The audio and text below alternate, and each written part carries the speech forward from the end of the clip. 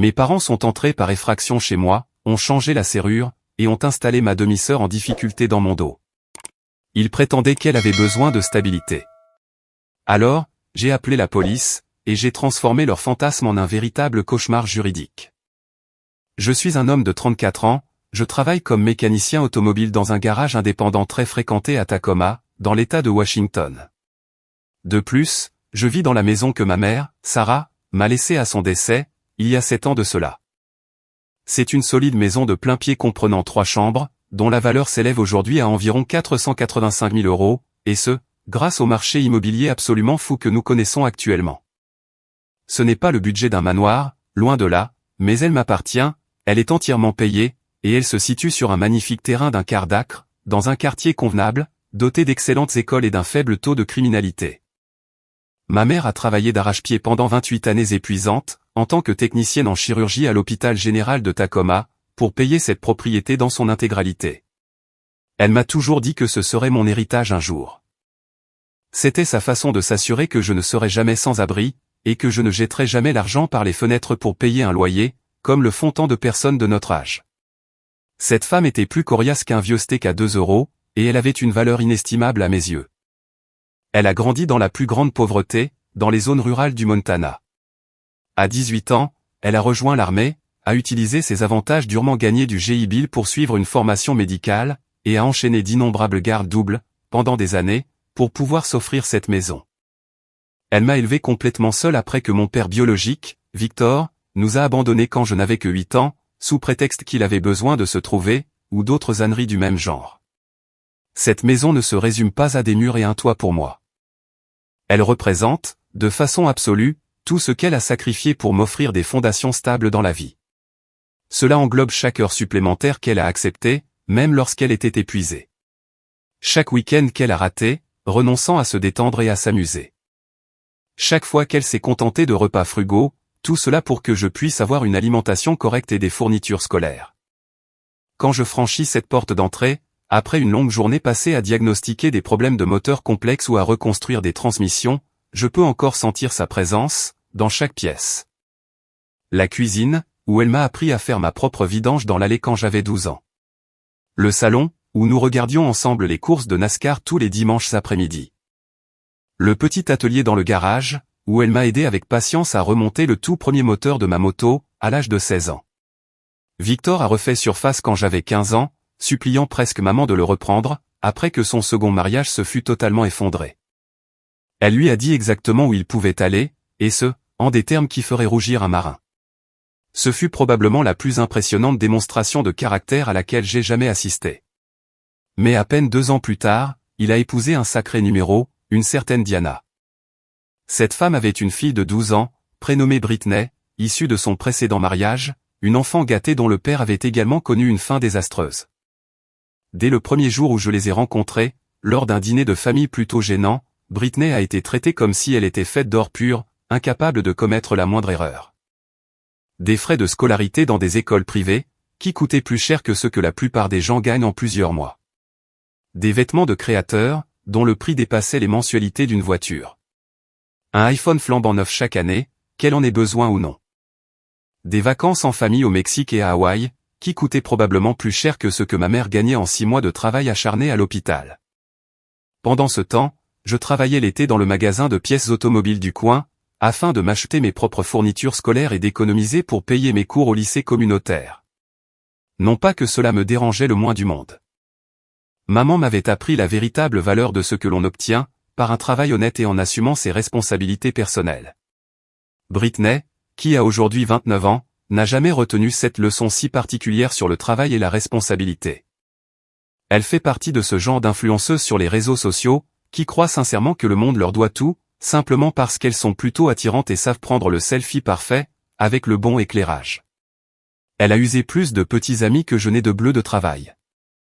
En général, elle ciblait des hommes très riches, jusqu'à ce qu'ils se lassent inévitablement de son attitude de petite fille gâtée et de son comportement égoïste, pour finir par la larguer.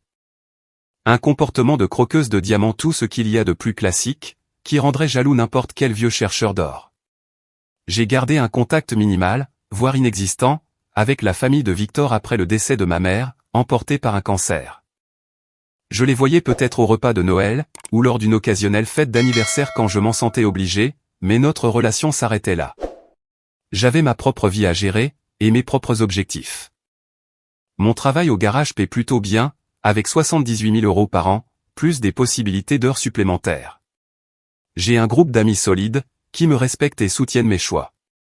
Je passe mes week-ends à bricoler ma chère Mustang jetée de 1989, ou à pêcher paisiblement au bord du lac American. Une vie simple, sans le moindre drame inutile, ni la moindre complication. Cette existence paisible a complètement basculé il y a 6 mois. Le dernier sugar daddy en date de Britney, un entrepreneur dans la technologie nommé Tyler, qui possédait une entreprise florissante de développement d'applications, a fini par découvrir sa vraie nature, sous toutes ses manipulations, et l'a jetée à la rue. Apparemment, elle était déjà enceinte d'environ 4 mois à ce moment-là, ce qui explique pourquoi elle est immédiatement retournée vivre chez Diana et Victor, au lieu de partir à la chasse au prochain portefeuille. Les signes avant-coureurs étaient indéniablement présents dès le début, mais j'étais trop concentré sur ma propre vie et mes responsabilités pour y prêter attention. J'aurais dû savoir que les personnes comme Britney n'acceptent pas les échecs en silence pour passer à autre chose. Elles complotent, elles manipulent, elles préparent leur vengeance, et elles pensent toujours mériter ce qu'elles veulent des autres, peu importe qui est blessé dans le processus, ou dont la vie est détruite. Le premier véritable signe de problème grave est survenu lorsque Victor m'a appelé un mardi soir, alors que je travaillais tard. J'étais en train de refaire la transmission complexe d'un client, ce qui nécessitait un démontage complet. Il ne m'appelle jamais, à moins que quelqu'un ne soit à l'hôpital ou sur le point de se marier, alors j'ai immédiatement déduit qu'il s'agissait de quelque chose de vraiment sérieux, et potentiellement coûteux. Ryan, nous devons vraiment nous asseoir, et avoir une conversation très sérieuse au sujet d'une affaire de famille extrêmement importante, qui nous concerne tous, a-t-il déclaré. Il a utilisé un ton excessivement formel, qui m'a tout de suite donné la chair de poule, me remplissant de suspicion et d'appréhension. Je me suis rendu dans leur gigantesque MC Mansion surdimensionnée à Federal Way, le samedi après-midi suivant, redoutant déjà le plan ridicule qu'ils avaient concocté. Diana a ouvert la porte, portant suffisamment de maquillage pour repeindre un petit bâtiment. Britney, quant à elle, était affalée de façon dramatique sur leur canapé d'angle en cuir hors de prix. Elle se frottait le ventre, visiblement enceinte, comme si elle polissait une sorte de boule de cristal magique, censée exaucer tous ses vœux. Elle en était à environ 7 mois de grossesse à ce moment-là, et elle exploitait cette situation de toutes les manières possibles, auprès de quiconque voulait bien l'écouter. Victor n'a absolument pas perdu de temps pour en venir au fait, ce qui aurait dû être mon premier avertissement. Britney va avoir besoin d'un endroit stable et convenable pour élever son enfant, lorsqu'il arrivera dans quelques mois. Notre maison actuelle n'est vraiment pas adaptée pour accueillir un nouveau-né, avec tous les pleurs et les nuits sans sommeil. J'ai failli éclater de rire, là, en plein milieu de leur salon. Leur maison fait facilement 320 mètres carrés, avec 5 chambres énormes, 2 salons séparés, et une cuisine plus grande que la plupart des appartements. Mais, apparemment, cet espace massif n'était pas suffisant pour la princesse Britney et son futur paquet de joie. Diana est immédiatement intervenue dans la conversation, avec cette voix faussement douce et écœurante, qui m'a donné mal aux dents. Ryan, mon chéri, tu tournes en rond tout seul dans cette grande maison, comme une sorte d'ermite. Pas de petit ami, pas de femme, pas d'enfant à toi dont tu dois t'occuper. C'est honnêtement un terrible gaspillage d'espace et de ressources. Tu sais. Britney a vraiment besoin d'un environnement stable et sûr pour que le bébé grandisse en bonne santé, et ta maison serait absolument parfaite pour élever un enfant. Puis, Britney a finalement décidé de prendre la parole, sans même prendre la peine de me regarder directement pendant qu'elle formulait ses exigences de fille gâtée. Tyler était censé nous acheter une vraie maison ensemble avant l'arrivée du bébé, mais il s'est avéré être un parfait minable, qui a fui ses responsabilités. J'ai désespérément besoin d'un endroit décent pour vivre maintenant. Et ta maison a absolument tout ce qu'il me faut pour le bébé. 3 chambres pour grandir, un grand jardin pour jouer, un bon district scolaire à proximité pour l'éducation. C'est parfaitement logique pour tout le monde. Le niveau d'arrogance était absolument incroyable, bien au-delà de tout ce que j'aurais pu imaginer. Elle parlait de ma maison, la maison que ma mère a littéralement payée de sa vie, comme s'il s'agissait d'une propriété en location qu'elle envisageait tranquillement pour sa propre convenance et son confort. Il n'en est absolument pas question, quelles que soient les circonstances, ai-je répondu, aussi fermement et clairement que possible. C'est ma maison, celle que ma mère m'a léguée spécifiquement dans son testament. Fin de la discussion. Point final. Victor s'est penché en avant sur sa chaise, avec cette expression condescendante dont je me souvenais depuis mon enfance. Fils, ta mère voudrait certainement que tu aides les membres de la famille qui ont sincèrement besoin d'assistance. Ce ne serait en aucun cas un arrangement permanent, juste le temps que Britney parvienne à se remettre sur pied financièrement, et à trouver son propre logement. Se remettre sur pied de quoi, exactement? De s'être fait mettre enceinte par un type qui a fini par voir clair dans son jeu de manipulation? Le visage de Britney est immédiatement devenu rouge de colère et d'indignation. Pardon? Je n'ai pas choisi d'être complètement abandonné, alors que je porte un enfant innocent, qui mérite de la stabilité. Non, mais tu as absolument choisi de t'engager romantiquement avec un type que tu connaissais à peine, juste parce qu'il avait de l'argent, et pouvait financer ton train de vie luxueux et tes habitudes d'achat. Diana a poussé un hoquet dramatique, comme si je venais de la gifler physiquement en plein visage. Ryan, c'est incroyablement cruel et injuste de dire ça d'une femme enceinte en situation de crise. C'est aussi tout à fait exact, et conforme à son historique amoureux. Et ma réponse reste un non absolu, quelles que soient les circonstances. Britney s'est alors levée du canapé et s'est plantée juste devant moi, envahissant agressivement mon espace personnel. Je suis de ta famille, espèce de connard égoïste. Je mérite de l'aide et du soutien, bien plus que tu ne mérites d'accaparer une maison dont tu n'as même pas vraiment besoin, et que tu n'utilises pour rien d'important. Tu n'es pas ma famille, de près ou de loin. Tu es juste la fille d'une femme que mon père a épousée et fait entrer dans nos vies il y a 15 ans, et je ne te dois absolument rien, et surtout pas ma maison. C'est à ce moment-là qu'elle a complètement perdu le peu de sang-froid et de fausse douceur qu'elle avait maintenu pour la conversation. Elle s'est mise à hurler à plein poumon, m'accusant d'être une ordure égoïste. Disant que je ne pourrais jamais comprendre ce que c'est que d'être vulnérable, enceinte et abandonnée. Que je refusais à son bébé innocent le foyer stable qu'il méritait pour grandir en bonne santé. Et que n'importe quelle personne décente aiderait automatiquement les membres de sa famille en crise, sans qu'on ait besoin de lui demander 2 fois. Je suis sorti de cette maison alors qu'elle était encore en train de piquer sa crise de nerfs au beau milieu de leur salon hors de prix, claquant la porte derrière moi.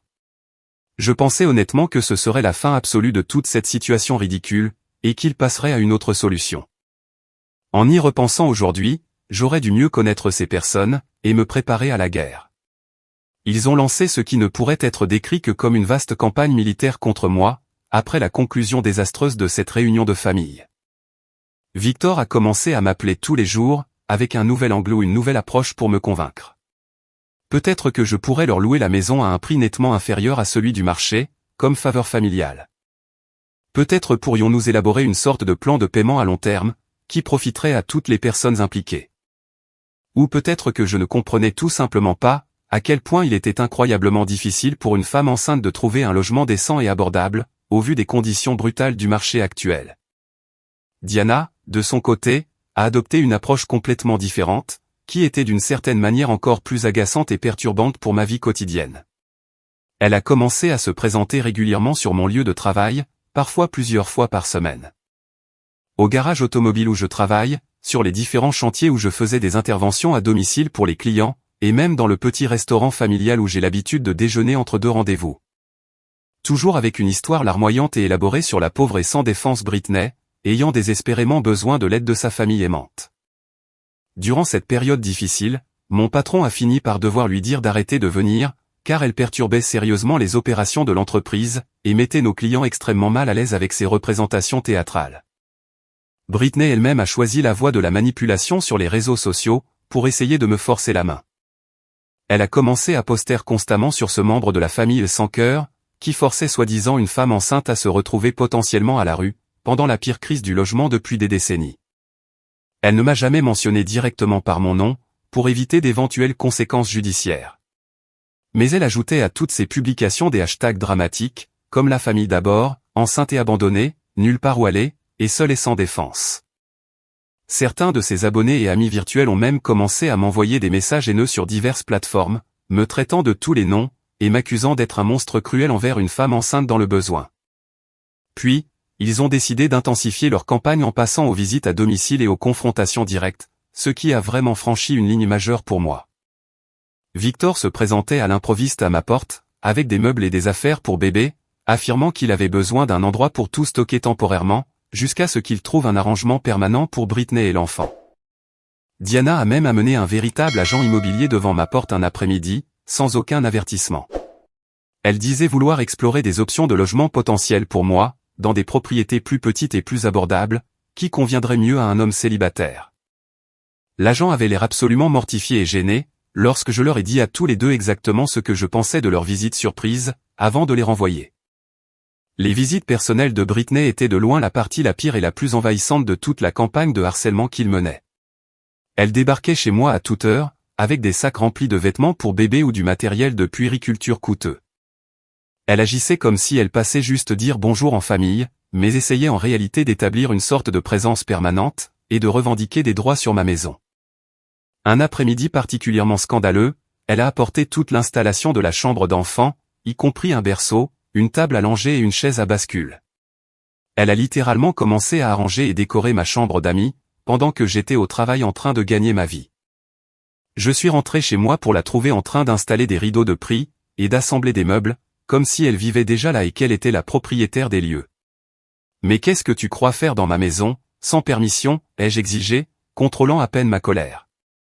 J'installe juste la chambre du bébé, pour que tu puisses voir à quel point ça serait parfait, a-t-elle répondu d'un ton désinvolte, comme si c'était la chose la plus évidente au monde.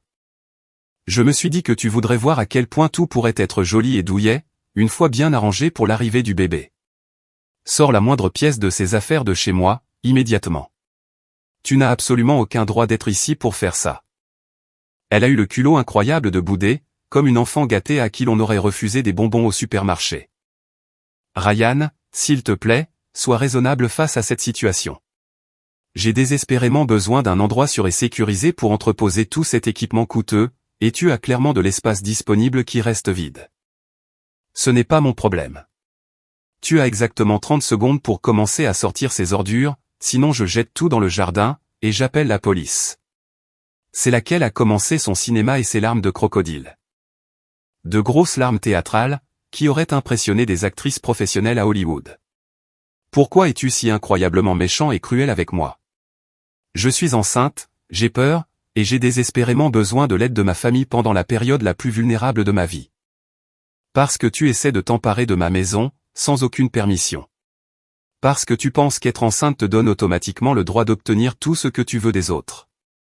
Parce que tu es une gamine pourri gâtée, qui n'a jamais entendu le mot au nom de toute sa vie de privilégiée.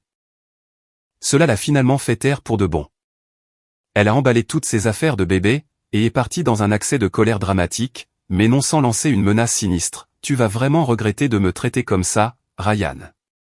La famille prend soin de la famille, et tu vas apprendre cette leçon à tes dépens. J'aurais dû prendre cette menace beaucoup plus au sérieux que je ne l'ai fait, et mieux préparer mes défenses. 2 semaines plus tard, ils ont commis leur plus grave, et leur plus dangereuse erreur, franchissant une ligne qui allait finalement détruire leur vie. Je suis rentré chez moi, après avoir travaillé pendant une journée brutale de 12 heures, à diagnostiquer des problèmes électriques complexes sur la Corvette Vintage 1967 d'un client. C'est là que j'ai découvert que la clé de ma maison ne fonctionnait plus dans ma propre porte d'entrée. Comme ça, d'un coup, j'étais complètement enfermé dehors, exclu de la maison pour laquelle ma mère était littéralement morte au travail. Il y avait un mot écrit à la main, scotché sur la porte, avec l'écriture incomparable de Victor, les serrures ont été changées pour des raisons de sécurité, et pour le bien-être de tous. Merci de nous appeler immédiatement, afin de discuter des modalités d'accès. Je suis resté planté là, sur mon propre Porsche, encore couvert de graisse de moteur et de limaille de fer après le travail intensif de la journée, tremblant littéralement d'une rage pure et incontrôlable. Ces personnes étaient réellement entrées par effraction chez moi, et avaient changé les serrures de la maison pour laquelle ma mère avait tout sacrifié. Ma maison. La maison qui représentait chaque heure supplémentaire qu'elle avait travaillé, chaque sacrifice qu'elle avait fait, chaque rêve qu'elle avait nourri pour ma sécurité et ma stabilité future. J'ai immédiatement appelé Victor, réussissant à peine à garder une voix assez stable pour parler de manière cohérente, sans hurler. Qu'est-ce que vous avez fait à ma maison, exactement? Et vous avez intérêt à avoir une bonne explication, tout de suite. Calme-toi, Ryan. Nous essayons simplement d'aider Britney à s'installer correctement dans un environnement sûr et sécurisé, pour elle et pour le bébé. Elle a emménagé toutes ses affaires plus tôt dans la journée. Avec notre aide. nous avons pensé qu'il serait beaucoup plus sûr de changer complètement les serrures, pour la protection de tout le monde. Elle a fait quoi? Elle s'est installée chez moi sans ma permission? Elle vit là, maintenant? Oui, et c'est honnêtement mieux pour tout le monde de cette façon. Tu t'en rendras compte une fois que tu y auras réfléchi rationnellement. Tu peux rester ici avec nous temporairement, jusqu'à ce que nous réussissions à trouver un arrangement plus permanent, qui convienne à tout le monde dans la famille.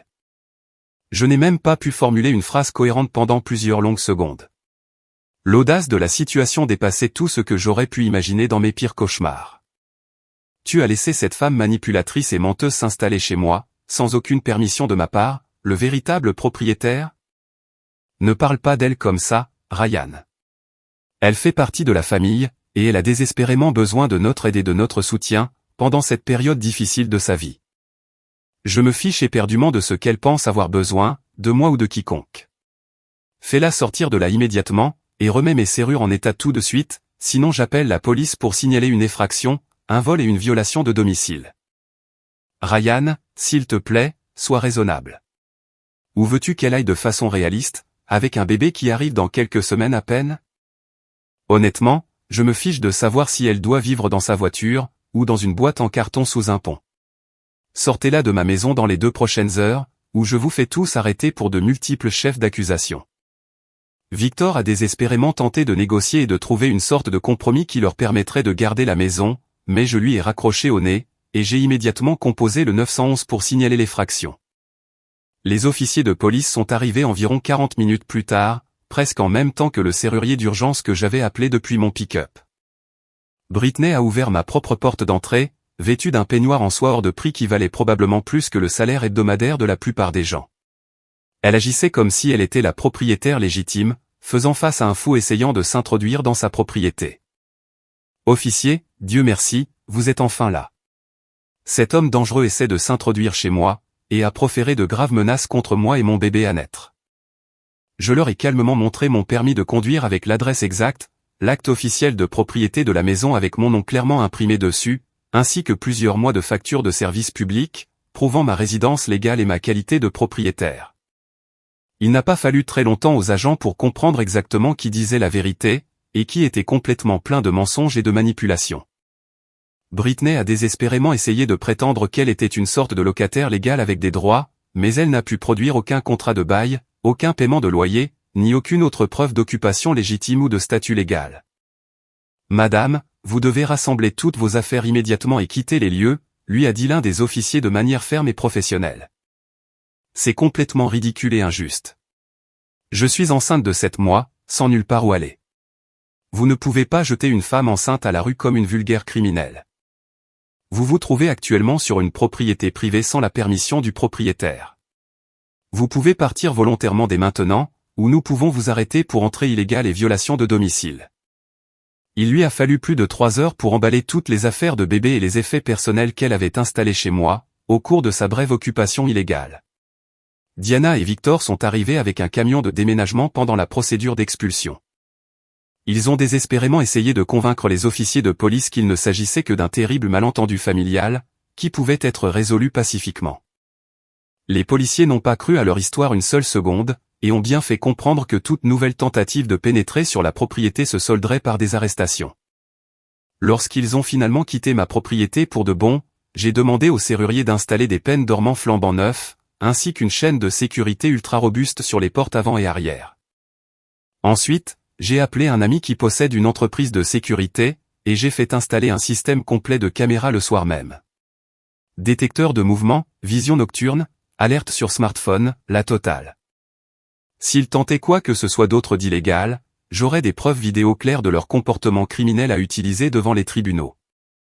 Mais j'aurais vraiment dû savoir que des gens comme eux n'abandonnent jamais, lorsqu'ils pensent avoir droit à quelque chose qui appartient à quelqu'un d'autre, surtout quelque chose d'aussi précieux qu'une maison. Le lendemain matin, j'ai appelé mon avocat, et je lui ai expliqué toute cette situation ubuesque du début à la fin, y compris le harcèlement et l'effraction. Il a écouté attentivement chaque détail de leur campagne globale contre moi. Puis, il a lâché une véritable bombe dévastatrice, qui a tout changé, et révélé l'ampleur réelle de leur plan. Ryan, je dois te dire quelque chose d'extrêmement important, qui ne va pas te plaire. Ton père a contacté notre cabinet il y a 3 semaines, en posant des questions très précises sur la possibilité de contester le testament de ta mère, et de remettre en cause ton héritage. Mon sang n'a fait qu'un tour, et j'ai eu l'impression que quelqu'un venait de me frapper violemment à l'estomac avec une masse. Qu'est-ce que vous voulez dire exactement par là? Soyez précis. Il voulait savoir s'il y avait un quelconque moyen légal de réclamer la maison en tant que bien commun, issu de son précédent mariage avec ta mère. Et ce, même s'ils ont divorcé de nombreuses années avant son décès. Et que la maison a été achetée après la séparation. Il posait des questions sur le dépôt d'une sorte de réclamation paternelle en tant que père biologique, pour contester la validité du testament. La trahison m'a frappé plus durement que tout ce que j'avais pu vivre dans ma vie entière. Pendant tout ce temps, alors que Victor prétendait simplement vouloir aider sa précieuse belle-fille à trouver un logement, il complotait en réalité dans mon dos. Il cherchait à voler l'héritage que ma mère m'avait légué spécifiquement, dans son testament soigneusement rédigé. Est-ce quelque chose qu'il peut réellement faire légalement? Peut-il contester le testament de maman? Absolument pas, quelles que soient les circonstances. Le testament de ta mère est totalement blindé, et a été préparé par notre meilleur avocat spécialiste des successions. La maison a été achetée entièrement après leur divorce. Avec ses propres revenus. Mais le fait qu'il explore activement ses options légales, signifie que toute cette situation ne consiste pas vraiment à aider Britney à trouver un logement pour son bébé. Ils essaient en fait de voler ta propriété, par le biais de la manipulation légale et de la fraude. Mon avocat a immédiatement envoyé une lettre formelle de mise en demeure, le même après-midi. Plus de visites importunes, plus de harcèlement d'aucune sorte, plus de tentatives d'accéder à ma propriété sans permission explicite. J'ai également découvert quelque chose de particulièrement intéressant et utile pendant notre conversation.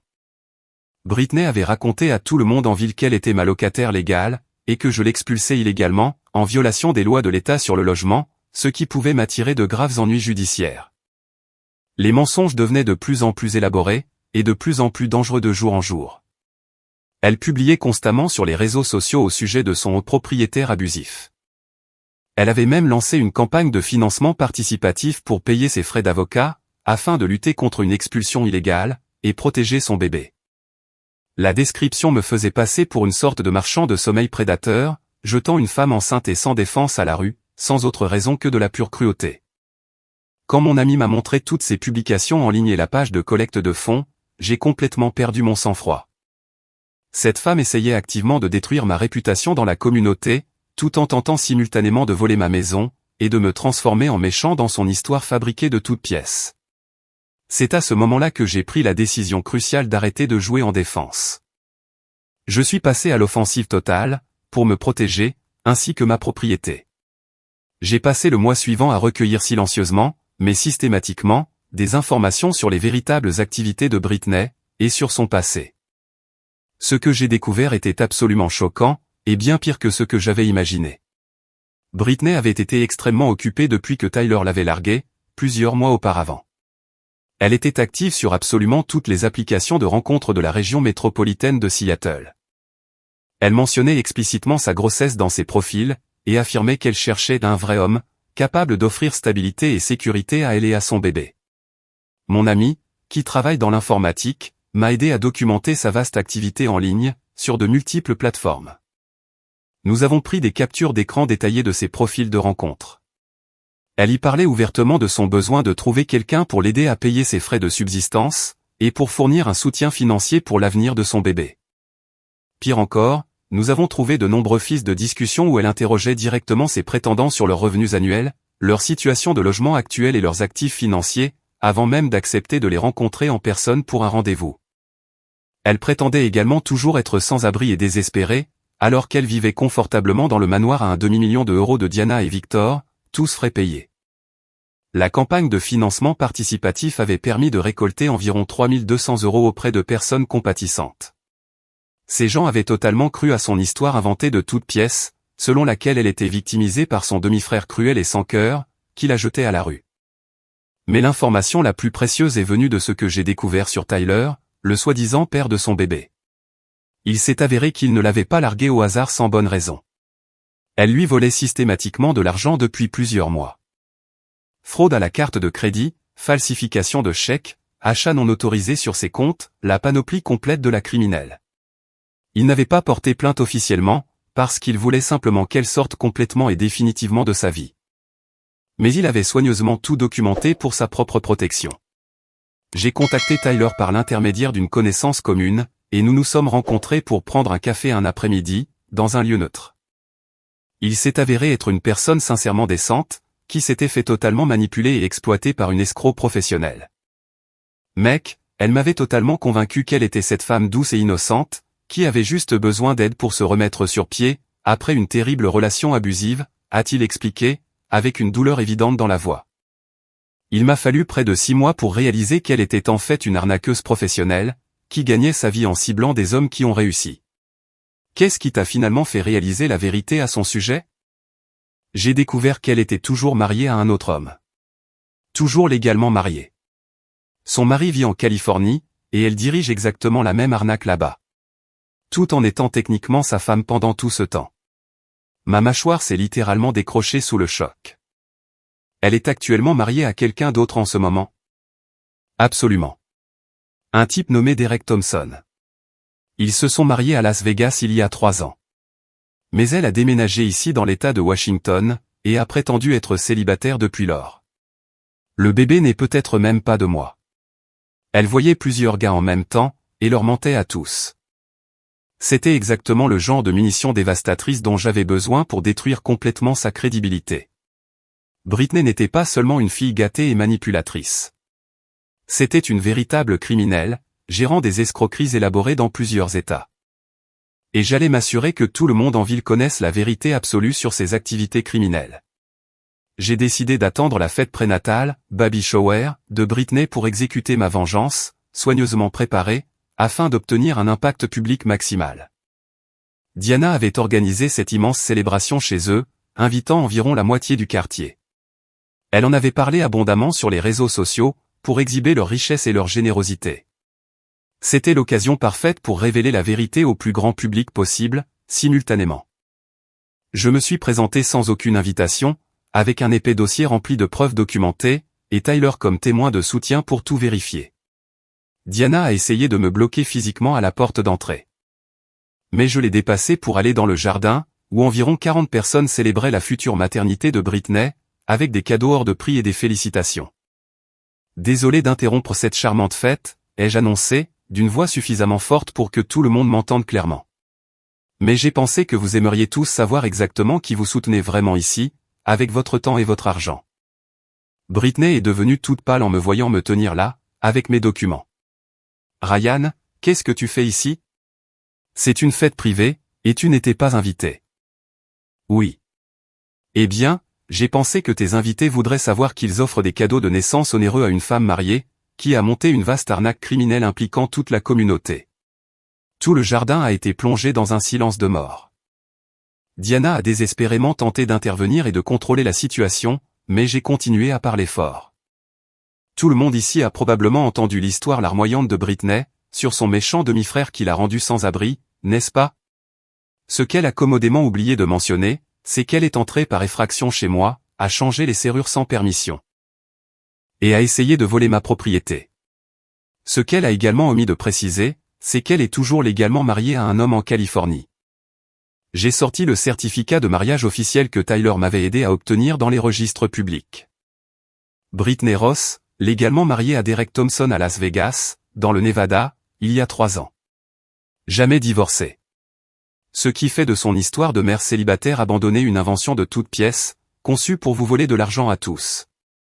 La foule a commencé à murmurer, et les invités se sont regardés avec confusion et une colère grandissante. Britney devenait écarlate, et commençait visiblement à paniquer. Ce n'est pas. Nous sommes légalement séparés, mais toujours mariés. Ce qui fait que tout ce que tu as raconté à ces gens est un mensonge. Et qu'en est-il des vols systématiques et de la fraude? J'ai brandi tous les documents fournis par Tyler. Voler plus de 4 000 € au père de ton bébé, falsifier des chèques, et commettre des fraudes à la carte de crédit. Ou que dire de ces preuves? J'ai montré à tout le monde ces profils d'applications de rencontres sur l'écran de mon téléphone. Actuellement active sur 4 applications de rencontres différentes, cherchant des hommes généreux pour la soutenir financièrement, elle et son bébé, tout en prétendant simultanément être sans abri, et en acceptant la charité de vous tous, braves gens. Une des invitées, une dame âgée que je ne reconnaissais pas, s'est levée avec une colère et un dégoût évident. Est-ce que c'est vraiment vrai, Britney? Tu nous as menti à tous? Avant qu'elle ne puisse formuler la moindre réponse ou démenti, Tyler s'est avancé pour s'adresser directement à la foule. Tout ce qu'il dit est rigoureusement exact, et j'ai des documents pour le prouver. Je suis Tyler, le supposé père indigne dont elle s'est plainte. Elle m'a volé plus de 4300 € par divers moyens frauduleux, et mené exactement la même arnaque sur au moins 3 autres hommes en même temps. La fête entière a sombré dans un chaos complet. Les gens exigeaient de récupérer immédiatement leurs cadeaux hors de prix, demandaient quelle part de son histoire n'était que des mensonges, la traitaient de personne absolument répugnante et de criminelle. Diana essayait désespérément de limiter les dégâts pour sauver la face, mais il était bien trop tard pour sauver la situation, ou leur réputation. Victor a fini par sortir de la maison, l'air complètement déconcerté et choqué. « Ryan, qu'est-ce que tu es en train de faire à la réputation de notre famille, en exposant la vérité complète sur les activités criminelles de ta précieuse belle-fille? » Mais je n'en ai pas encore fini avec les révélations. J'ai sorti mon téléphone, et j'ai appelé la ligne d'assistance contre la fraude des services du logement du comté. « Bonjour, je voudrais signaler une fraude aux aides sociales. Quelqu'un a prétendu être sans abri, alors qu'elle vit en réalité dans une maison d'une valeur d'1 demi-million d'euros. Ensuite, j'ai appelé la ligne de signalement des fraudes fiscales de l'État. Je voudrais signaler des revenus non déclarés provenant d'une campagne de financement participatif, ainsi qu'une possible évasion fiscale, de la part de quelqu'un qui a menti sur des formulaires gouvernementaux. » Britney pleurait de vraies larmes maintenant, pas les fausses qu'elle utilisait habituellement pour manipuler. « Arrête. Tu détruis complètement ma vie et l'avenir de mon bébé. Tu as essayé de détruire la mienne en premier, quand tu es entré par effraction chez moi. La différence, c'est que tout ce que je dis est véridique, et prouvable devant un tribunal. » Alors que les invités, dégoûtés, quittaient la fête avec colère, beaucoup d'entre eux exigeant des remboursements immédiats pour leurs cadeaux de valeur, j'ai tendu à Victor un dernier morceau de papier. Qu'est-ce que c'est censé être? Une plainte officielle pour harcèlement, violation de domicile, tentative de vol et détresse émotionnelle. Mon avocat l'a déposé ce matin.